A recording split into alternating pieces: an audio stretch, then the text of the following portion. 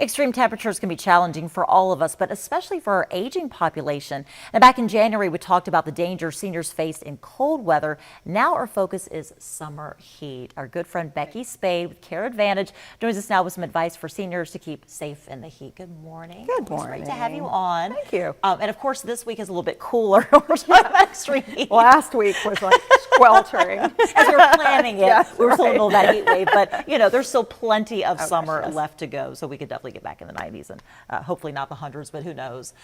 So what are some of the biggest risks involved with seniors and heat? Well, as we get older, our body functions differently.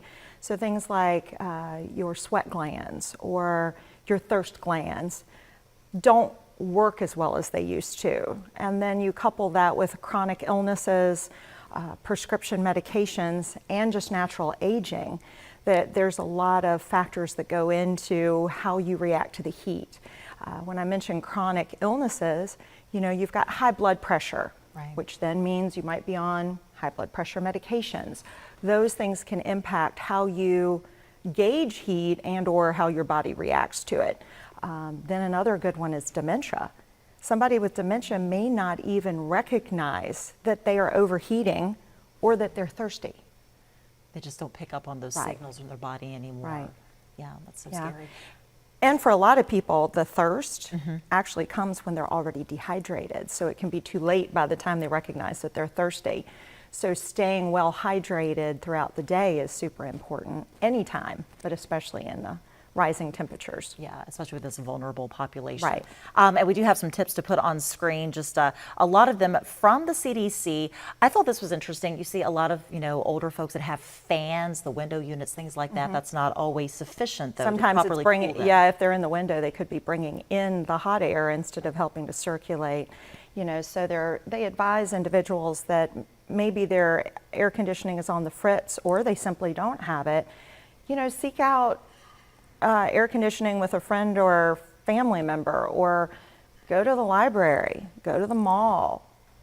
Shoot, go to the movie in the middle of the day. That's always a great option, you know. Sure. And if you really are struggling, go, you know, contact the health department. See if there's a shelter you can go to during those hot times until the temperatures come back down and you can return home.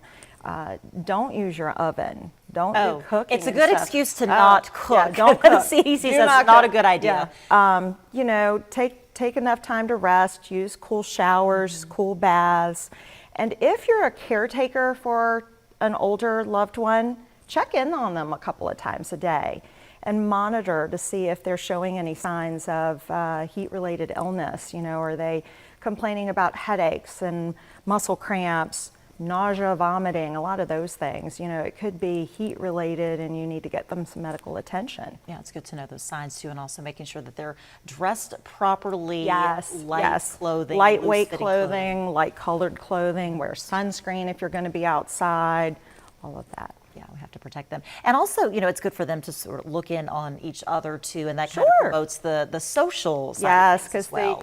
the different times of the year, like the winter weather, the heat also causes isolation, and that's not good for anybody.